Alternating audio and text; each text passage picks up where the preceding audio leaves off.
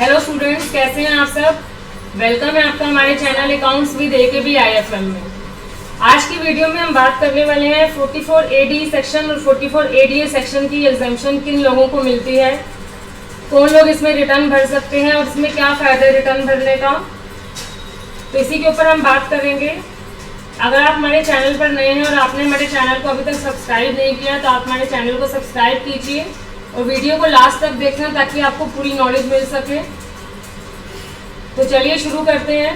Section 44 ADA क्या होता है कि ये जो है प्रोफेशनल्स के लिए बना हुआ है कि जब आप अपनी ITR फाइल करेंगे तो कोई भी प्रोफेशनल में आपका जो है कोई एडवोकेट है, कोई प्रोफेशनल कंसल्टेंट है या इंजीनियर है या टेक्निकल कंसल्टेंट्स है, इंटीरियर डेकोरेटर है, तो ये लोग जो प्रोफेशनल के अंदर में आते हैं ये अपनी रिटर्न 44 ADA के अंदर में भर सकते हैं।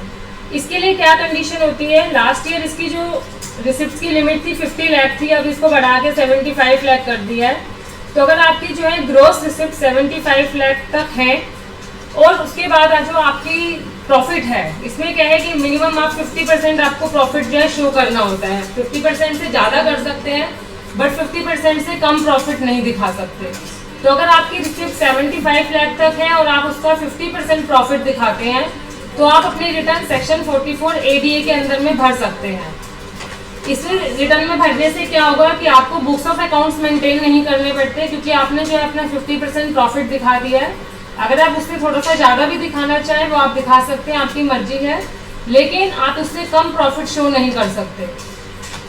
इसके अलावा अगर आप इन दोनों में से एक कंडीशन से भी अलग होते हैं, यानी अगर आप कहते हैं कि जो आपकी रिसिप्ट्स हैं 75 लाख को क्रॉस कर लेती हैं या आपका जो प्रॉफिट है 50% से कम होता है, तो उस केस में आपको अपनी बुक्स की ऑडिट करानी कंपलसरी होती है।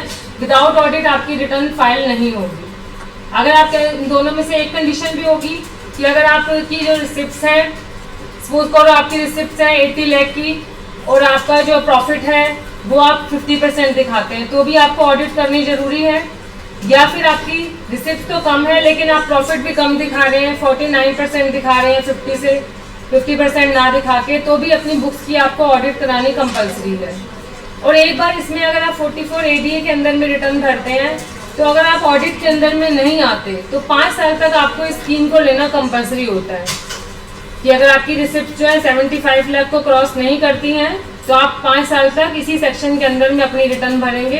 इन 5 सालों के बीच में अगर आपकी जो है रिसिप्ट 75 को क्रॉस करती हैं और आप ऑडिट केस के अंदर में आते हैं तो आपकी बुक्स की ऑडिट कंपलसरी है। उस केस में फिर आप 44 ADA के अंदर में ना भर के ऑडिटेड जो बैलेंस शीट होती है 44 AB के अंदर में आप रिटर्न फाइल करेंगे। इसी के पहले दूसरा सेक्शन आता है हमारा सेक्शन 44 AD।